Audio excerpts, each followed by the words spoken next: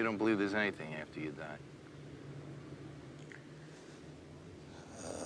Me personally, no. I believe you die and that's it. That doesn't scare you. To think that one day you'll die, you'll be over. There are many movies where actors use improv as a tool to add something more to a scene. In the Blair Witch Project, the actors were sent into the woods with handheld cameras, and the directors had little control over the content of a scene, adding to the realism of the film and leaving a cultural impact on the horror genre, and basically creating found footage films. Another good example of improv is Leonardo DiCaprio's scene in Django Unchained. In the same place as old Ben. Hey! Lay your palms flat on that tabletop! If you lift those palms off that turtle shell tabletop, Mr. Pooch is gonna let loose with both barrels that sawed off. There have been a lot of lies set around this dinner table here tonight, but that you can't believe. Today I'd like to talk about a film called Mikey and Nicky, starring Peter Falk and John Cassavetes, directed by Elaine May. And of course, spoilers. Some interesting things I found doing research for this is that Elaine May ended up filming 1.4 million feet of film, and that's almost 3 times as much as shot for Gone with the Wind. She did this by using 3 cameras that she sometimes left running for hours to capture spontaneous interaction between Falk and Cassavetes. Now, the reason why I think improv is important in this film is because of how raw everything feels. We feel like we were watching something in real time, watching a friendship deteriorate, and seeing the final straw of that.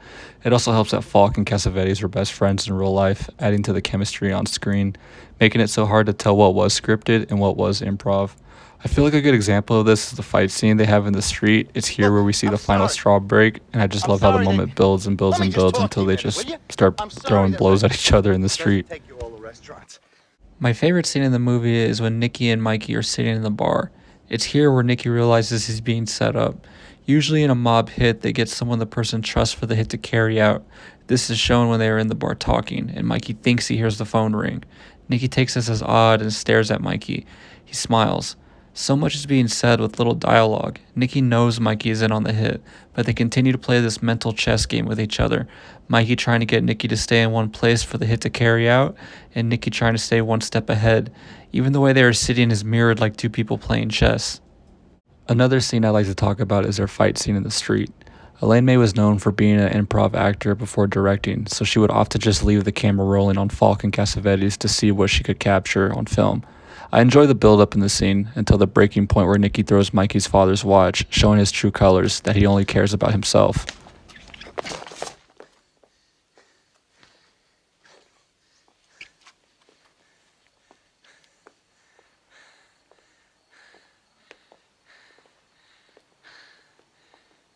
Now, after Nicky pretty much realizes that Mikey's in on the hit, he becomes unhinged.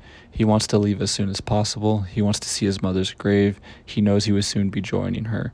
I feel like the film also shows the guilt Mikey carries with him, knowing what he's leading his best friend to, his death. And the look on Mikey's face at the end proves this. He feels guilt, he's ashamed, and he's also in disbelief. He knew his best friend would die, but I think it being right at his front door is even more traumatizing. You can even say it's death knocking on Mikey's door, although not actual death for Mikey, but the death of their friendship, the final nail in the coffin.